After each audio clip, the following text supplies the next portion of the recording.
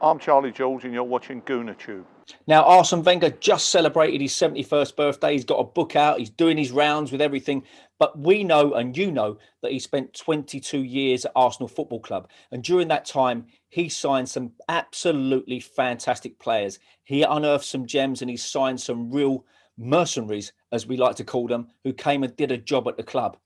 We know our top five who we believe made a real difference to Arsenal Football Club during his reign as manager of the club. But who are yours? Should we talk about ours? Let's do it. Hi, I'm Joe, and you're watching GoonerTube, and I'm here today with my brother Jamie, my younger brother. How are you, mate? All right, mate. How you doing? Yeah, good. And we are here to talk about Arsene Wenger, the wonderful Arsene Wenger. A lot of people believe that he's the best manager Arsenal ever had. Now, that's always up for conversation, especially people that like to believe that someone like Herbert Chapman was the best manager we ever had, or even George Graham was the best manager we ever had. But for me, for the time and what he actually did to achieve what he did in such a quick time, and then maintain that for the time that he did. Let's forget about the last 10 years or so for now. We could talk about that maybe at the end. But for me, I think Arsene Wenger has to take that prize as the best Arsenal manager that they've ever had. Yeah. What do you believe? Absolutely, yeah, absolutely. I mean, you mentioned Chapman, you mentioned Georgie Graham. It's those managers that come in and just completely reinvent, just change everything. They move players on, bring new players in, stick to their philosophies, and it becomes so successful. And you look at Herbert Chapman, he did exactly the same thing. George Graham, classic example. And of course, Mr. Wenger. And just as an aside, I kind of think that's what Arteta is doing as well. Slowly but surely, I'm getting comparisons now with the George Graham era, where slowly but surely he's going to create his brand of football and maintain these philosophies that Arsenal have always had. And it's a shame we had that sort of minor blip between Wenger and Arteta. There was that very strange sort of 18 months where we didn't know what was going on, Well, he's had good teachers, so let's hope you're right. I believe you're right. And like I said to Tony the other night when we were talking about Arteta, and that is that if he's given the sort of time that Klopp was given at Liverpool and they make the right investments, then I can't see why he wouldn't have some success at Arsenal. I mean, he's had success already at Arsenal with the team that is sort of nowhere near as good as some of the teams in that league. So let's see where that goes. But that conversation's for another day. But I can understand why you ended up with Arteta.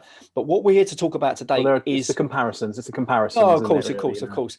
Now, what we're here to talk about today is the five best, in our opinion, the five best signings that Arsene Wenger made during his time as manager of Arsenal Football Club. Now, my goodness, he made some big signings. He unearthed some absolute diamonds and some gems. He also signed a lot of flops and a lot of crap players. Let's just face facts, or players that maybe promised a lot and never delivered. So we're going to talk about today. We're going to talk about the five. It's really hard to whittle it down to five, isn't it? But we'll talk about the five that we believe are, in our opinion, maybe five of his best. And let's forget, we're not about to talk about Nicola Anelka here, even though both Jamie and I agree that if Nicola Anelka had come back to Arsenal after he did the rounds, it might have been a very, very different story. But if we're going to talk about money, Chelsea. Absolutely. If we're going to talk about money, then absolutely. Even though he was a fantastic player and he did what he did in 97, 98. But he's not going to get mentioned today. We're going to talk about players, and we might surprise you with a couple of players that we talk about. So should we get on with it? Are we talking like sort of almost unsung heroes to an extent that turned up, did their job, and the success that followed? They were never the front man, as it were. Absolutely. A lot of the time. Well, we'll see about that when we start talking about him, because the thing is, you're going to kick off by saying a name that everybody would probably put in their top five Arsenal players from the last 30 or 40 years at least, but also probably of all time. Well, maybe of all time, but we're also talking about Wenger's era. So hit me with your first signing, who you believe is one of the best or the top five signings that Arsenal made, and why. Well, I was there that night at Highbury when he came on as a sub against Sheffield Wednesday. So was I. Sat next. Oh yes, yeah, because you sat a few rows down to the right of me, didn't you? In the West Upper, Upper. So I was sat next to Dad, and the thing is, for weeks it had been Arsene who, and he'd made these signings, and the first signing, everyone said Patrick who, and all of a sudden, on steps this guy in a number 4 Arsenal shirt, and it's very strange that it doesn't happen very often that within moments of seeing a player for the first time, they instantly become one of your favourite players ever. There was just something about Patrick Vieira that when he stepped onto that pitch, he took control. He said, I've got this. What do you need? If there was hassle, he was there. If you needed muscle, he was there. You needed a beautiful pass or even a goal occasionally. I mean, he was there. And he was the natural captain that followed for me as well. It was only ever going to be him. And what he gave us, fair enough that put the disciplinary record aside and things like that. That was, that was something that we could deal with another time. But he gave everything out there. He gave everything, and his sheer strength of character as well, and the fact that he signed off from Arsenal Football Club in the best way possible. Scoring that winning penalty in the 2005 cup final as well. What a way to sign off. That's how it's done. So he gave us nine years. He knew he was going, and he was a brilliant servant for the club.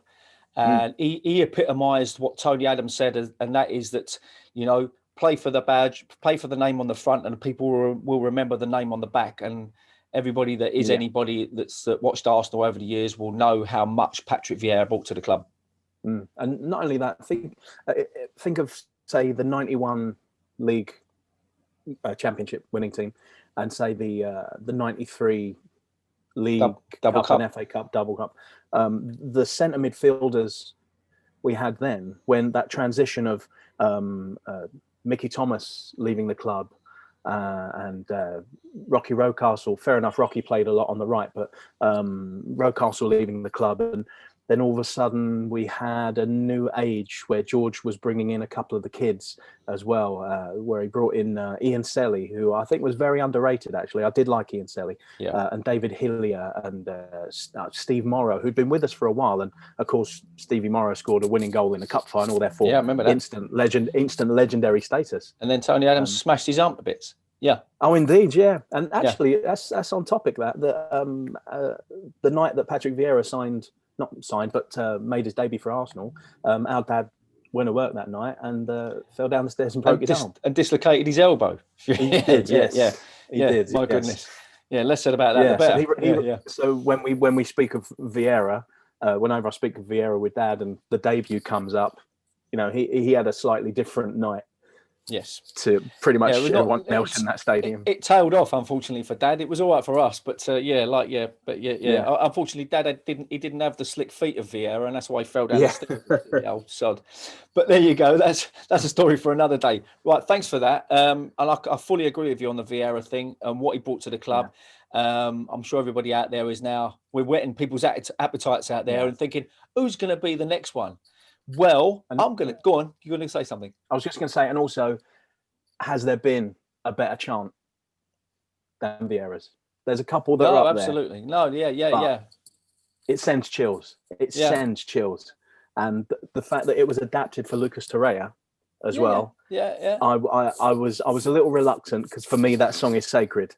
Of course. It's really hard to it's really hard to listen to Volare now without actually singing Vieira. As you know, I sing a few swing songs every now and then, and when Volare comes up, it's the first thing that pops in my. I have to be very careful, and I have to suppress the words Vieira. Good. You know how many times I've been watching your gigs and I've had to hold it in because I don't want to be that guy. I don't want to be that guy. I'm up front and I have to hold it in. I have to be very, very careful. I'll get drinks thrown at me, especially if there's any Tottenham supporters in the crowd.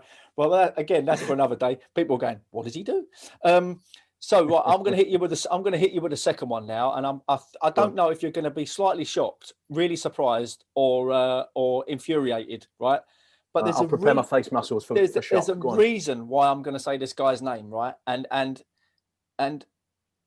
my reasons I think are good and genuine, right? Okay, you ready for this? I'm on it. Gilles Grimandi, right? Okay. Okay. No, I'm with you. No, okay. Yeah, Okay, good. Well, we've made a good start then. Right. Now, I'm going to say Gilles Grimandi, and people going, what the f are you talking about, Joe? But Gilles Grimandi, and the reason I'm choosing Gilles Grimandi as one of Wenger's best signings is because of what he brought to the club. Now, bear in mind, what we're talking about is what a player brought to the club, you know, and how did they help the club move forward. Now, Gilles Grimandi was never going to be a world beater, right?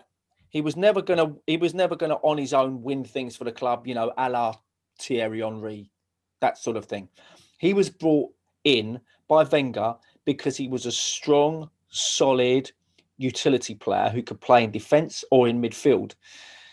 I think he paid something like, I think it was about £1.7 million for him from Monaco in '97. I'm just having a quick look here, but yeah, he was brought in purely for that reason. Now, from what I remember, he played about 16 times for Arsenal during that 97-98 campaign. Usually when there was injuries to the back, anyone in the back four, and he could play left back, centre back, right back, or centre midfield, or he would use him to shield the back line. And what I really liked about Gilles Grimandi was Kaya said that I played a little bit similar to John Jensen the other day. I didn't know whether to take that as an insult or what. And what he said was he does the scrappy things well. And Gilles Grimandi was actually really quite skillful. He was good in the air. He was good on the floor. He was quick, and he was only 5'10". And I know what it's like being not that tall and playing as a centre back. You feel a little bit intimidated, especially by big centre forwards, and especially if the bloke next to you who's playing alongside you is 6'2". It can be quite intimidating. But you know what? He always looked cool on the ball. He somehow was able to use his aura and the way he played to get himself out of trouble and to help the team. And from what I can remember, I know it's over 20 years ago, from what I can remember, he was always solid. He always played for the shirt. He always got his head stuck in. Now, we've had a lot of players that haven't been prepared to do that. He never shied away from a tackle. He wasn't the best looking bloke in the world, and he had curly hair. But apart from that, he, for me, is one of Wenger's top 5 signings that I think where Wenger was really, really clever. Now, bear in mind, he played during that 97-98 season 16 times, which meant that he debutised or possibly came on as a sub to try and help the defence or the midfield and stop the other team from scoring. And we all know what happened in 97-98. And he also played in 2001, 2002. Maybe not as much. But in 97-98, for me, which was one of the best seasons I think I've watched us, forget the Invincibles for now, right? 97-98 for me was total football, absolutely fantastic. So for me, Gilles Grimandi gets in that top 5.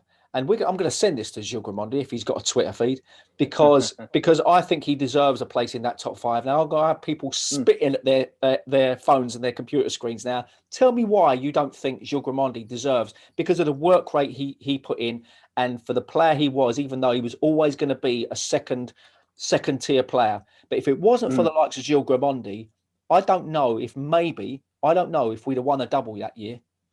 I'm putting my neck on the line there. I will admit, the first season, what was that, 97-98, his first season, I wasn't overly impressed. Right. But, big but, as the years progressed, bearing in mind he then moved away from the defence and he put him into centre midfield alongside Vieira. That was after the Vieira-Petit partnership broke up. Yeah, make it sound like the Beatles. And before when Petit went to Barcelona, Gilles stepped in before Gilberto. And absolutely. And Grimandi was almost, the unsung hero. He became pivotal. And the thing is, people, did we ever have a song for Gilles? I don't think we did. Grimandi. Oh no, okay. That's been taken. But there you go. That's my one. It's controversial, I know, but I liked Gilles Grimandi. I appreciated what he did, and I think he knew he was never going to be a hero at the club. But you know what? You hit the nail on the head. Unsung hero. Gilles Raimondi for me. Not in any particular order. 1, 2, 3, 4, 5 here. We're just going through them. So, number 3, who do you believe is one of Arsene Wenger's best signings? Well, this one, considering it was for free, cannot emphasize that one enough. Okay. For free. It was, for me, a signing that I was praying for in the summer of 2001. A couple of my pals said, never going to happen. Actually, one particular pal, I said he wants to win trophies, so he might even come to us. He said, well, why would he come to you if he wants to win trophies? And then a year later, Sol Campbell had won 2 lovely trophies. So we're talking about Mr. Sol Campbell. Sol, for free, once again, cannot emphasize that enough. Free of charge, one of the greatest centre-halves of a generation, or not even a generation, just in the history of. I'm just going to chip in really quickly. Now, I'm just going to chip in really quickly and say this, right? And I know the rivalry between us and Spurs has been forever, and I've always found it difficult to understand. I know that Spurs fans will never ever forgive Sol Campbell for doing what he did, but I think they have to realise, any Spurs fan with half a brain has to realise why he did what he did. Because at the end of the day, he at the time believed that Spurs weren't going to win the league or the FA Cup, and he wanted to win trophies. And he felt that his best option was to move to a club that he felt were going to win trophies. Now, let's admit, he could have gone to Man United. He maybe got an offer. He could have gone somewhere. There was talk of Bayern as well. Yeah, I was going to say he could have gone abroad. I was just about to say, but he obviously wanted to stay in London. This is where he lived. This is where he's from. So he felt, well, what are my options? I'm not going to move to Leyton Orient. So where's the option? The only problem is it was bloody us, wasn't it? But this was going to be his chance at winning silverware. Sorry, I interjected there, but I had to make that point. No, absolutely, yeah. And the fact that he partnered Keown and he partnered Adams, I mean, that's like a dream. That is the stuff of dreams. Yeah, going into that. I would say that back four, but it was just after Nige had moved to West Ham, so it was Ashley Cole at left back there. But I mean, putting himself into the middle of one of the most famous defensive lines in football history, and being up for the challenge. Not only being up for the challenge, just taking complete and utter control. Sol defined our next generation of defenders. He encapsulated everything. Much like Tony Adams, much like Keown, much like the great centre backs of all time. He defined everything that a centre half should be: strong, powerful, and not only that, a pure winner, 100% a winner. And he's a player that I think we never really replaced as well, Sol Campbell.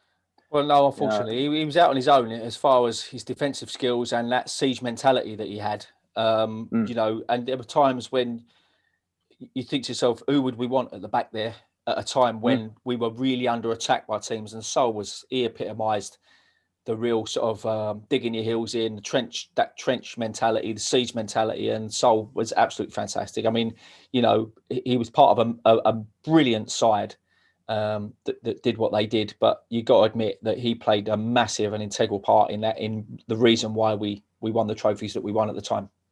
Yeah, absolutely. Yeah, I don't think the double of 2002 would have happened without him. Yeah, absolutely. Because we seem to have this sort of hangover effect at Arsenal sometimes. Like, I don't want to bring it up because we were in the stadium at the time. At Villa Park 99, the semi-final against Man United, that we were on for a double in 99, and losing that game to that goal that is played every single January. The FA Cup is back, so therefore let's show the only goal that was ever scored in an FA Cup game. Here it is, the Giggsy goal. But that had a hangover effect for us. For the next couple of years, we just didn't seem to be able to recover. And then all of a sudden, Sol Campbell came in Yeah. With a few other players, of course, that's when Thierry turned up and Pires turned up. So it wasn't, all on one man. But all of a sudden, that hangover disappeared, and we were on the march again. And boom, there we were, double. And but for me, Sol has to be in there. Okay, so far we've got Patrick Vieira, Gilles Grimandi. People going, who the, and Sol Campbell. We've gone like that. And we started up there on the graph, and then we've gone like that, and then we've gone back up again. All right, but there was a reason I said Gilles Grimandi, and I like being controversial, right? So I'm going to be equally as controversial with my next choice. We've got 2 to go, and everybody's thinking one of these 2 has got to be Thierry Henry, Mark Overmars, Robert Pires. Who else? Eduardo. We got Fabregas. Fabregas. There are so many, but it's in our personal opinion as to who at the time did really excited us, and we felt that made a real difference to the team. Now, I know, like I say, everybody out there is going to be screaming Thierry Henry at the screen right now, because Thierry epitomised the absolute perfect signing for any club. He came and he changed the way that front line played. He changed the whole way the team played. And yes, he would be up there with Dennis, although obviously it was Bruce Rioch that signed Dennis and not Arsene Wenger. A lot of people make that mistake. They think Wenger signed him, but obviously it was Bruce Rioch. And we have to remember people like David Platt and all that came along during Bruce Rioch's tenure as well. But I'm going to choose the 4th one now, right? And I'm going to say, only because, yes, he's a really, really popular player, absolute hero at the club, but someone I felt that when he came to the club, he also changed the way the club played, and he also changed the way that we attacked. And without him, again, I think we would have not struggled to win leagues, but I think we possibly would have come close to not winning a league title. And that person is Freddie Ljungberg. And I'm only changed that at the last minute there, Jamie, because I've come from left field on that one. And as I was looking down at my screen down here, it was a choice between him and another player. I'm not going to mention that other player now because I did say it to you before. But the reason why I say Freddie Ljungberg is because of those reasons that I've given.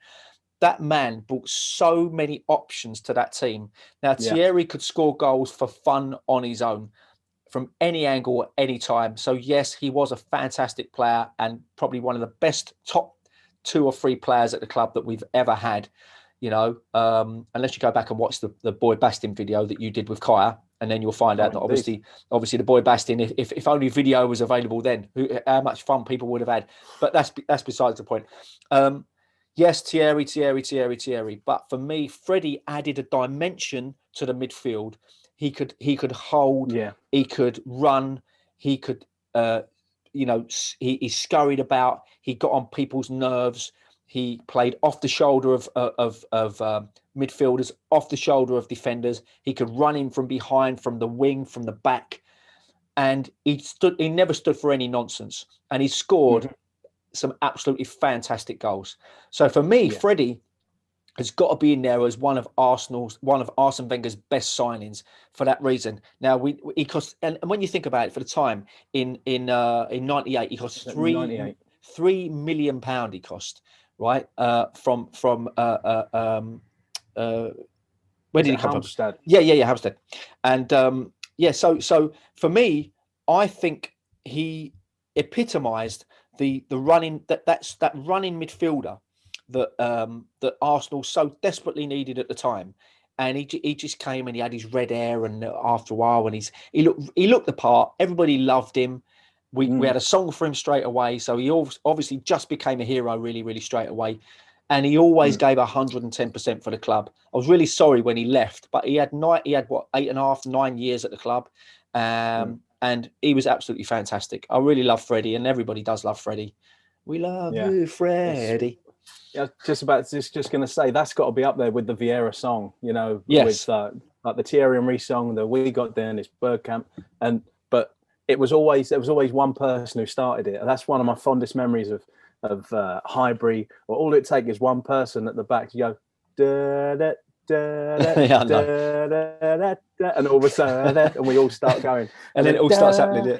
We love you, yeah. And the fact that we changed it as well, we had, we're not exactly Sondheim, but we had a few good lyricists in the crowd. So it turned from "We love you, Freddie, because you got red hair," and then he shaved it all off. And then it's "We love you, Freddie, because you got no hair." Yeah. As well, Well, respect for the. We're good at that. Kind of there was a song. Ability. I always remember a song about Teddy Sheringham that we actually we put new lyrics to that actually about play for Man United and the rest. Exactly. But we'll move on from that. Yeah, we can talk about that another time. So far we've got. Oh no, I won't sing it. Patrick, no, don't sing it. Not today. Patrick Vieira, Gilles Grimandi. Where did that come from? We've got Sol Campbell and Freddie Ljungberg. Now, who's the fifth, Jamie? Who's the fifth player that you believe is one of Arsene Wenger's best signings? And bear in mind, we're choosing 5 players here from, we could say 20 players, and we probably still wouldn't be able to fit them all in, right? But here's the fifth one, and give me your reasons why. He is a player that we have, in my opinion, never replaced. I mean, ever. There has never, ever been anyone in his position that has ever done what he has done. 2002, Gilberto Silva. Fantastic player. I mean, what a player. What a player. Yep. I mean, in Brazil, he was called the Wall, and that's exactly what he was. Vieira went off and did his thing. Gilberto attacked, scored a couple of goals here or there. Some lovely goals, actually. Yeah, if the time was right. Yep, absolutely. Yeah, but he did his job. He was right there. Yep. He did the dirty work. He broke down play. He made short, sharp passes, and he helped initiate and instigate a lot of the attacks that went on as well. Yeah. I mean, in his first season, 02-03, that we won the FA Cup that year, but that was all building up to the big one. Arsene was slowly piecing this puzzle together, and Gilberto was one of the missing pieces. I mean, there are no words to describe how much we have missed Gilberto, and having the honour of not only being an invincible and everything, he scored the first ever official Arsenal Premier League goal at the Emirates as well. There you go. So he's got that honour too. With Villa. I always remember. We all know what a tough tackler Paul Scholes was. He always didn't get the ball either, but that was Paul Scholes, and what a fantastic midfielder he was and servant he was for Man United. I mean, he could do anything from any angle, hit volleys, half volleys, off the floor, free kicks, everything when Beckham weren't taken. So he was an absolutely fantastic player and one of those typical midfielders that everybody craves. But we had ours in Gilberto. Now, he maybe wasn't as skillful as Scholes from things like volleys and all that sort of thing. But I always remember when Scholes was interviewed and he was asked, who is the toughest midfielder you've ever played against? And he said Gilberto Silva, because he said he does not leave you alone.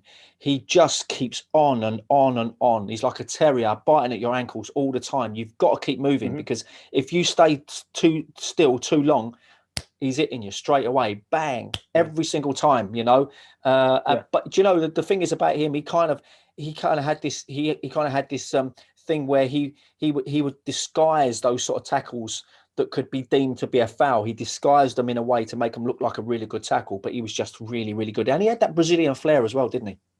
Yeah, well, he was fresh off the World Cup in 2002. He was indeed. I remember that coming on the BBC News.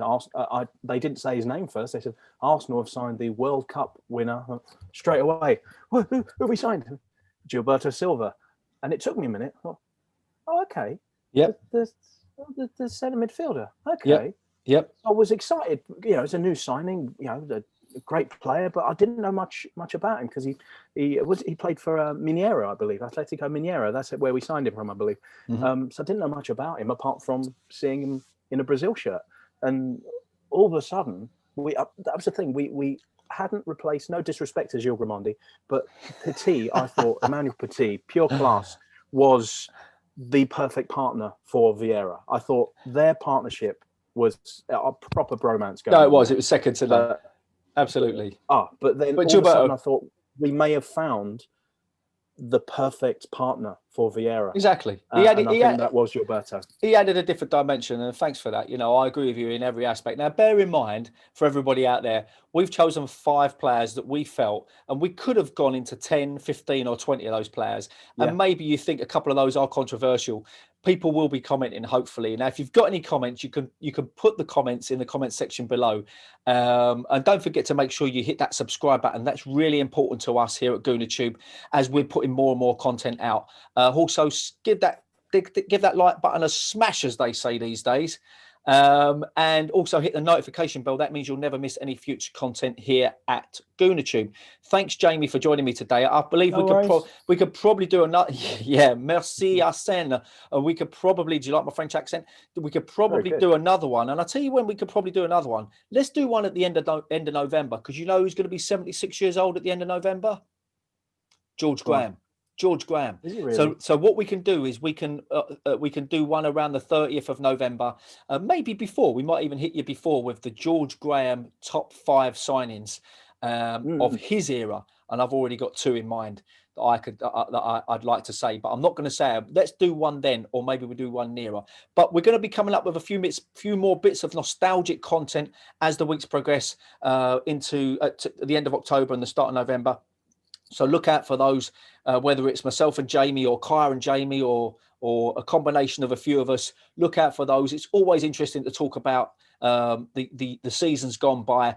A lot of us like to reminisce and talk about things like that. We've talked about our 5 players that we believe were the top 5 players that Arsene Wenger signed during his brilliant reign at the club. Now, whether you agree with that, that's up to you. But let us know your top 5 in the comment section below. Thanks for joining me, Jamie. And it's a pleasure. No doubt we'll be doing this again very, very soon. We'll see you soon on GoonerTube. Take care of yourselves.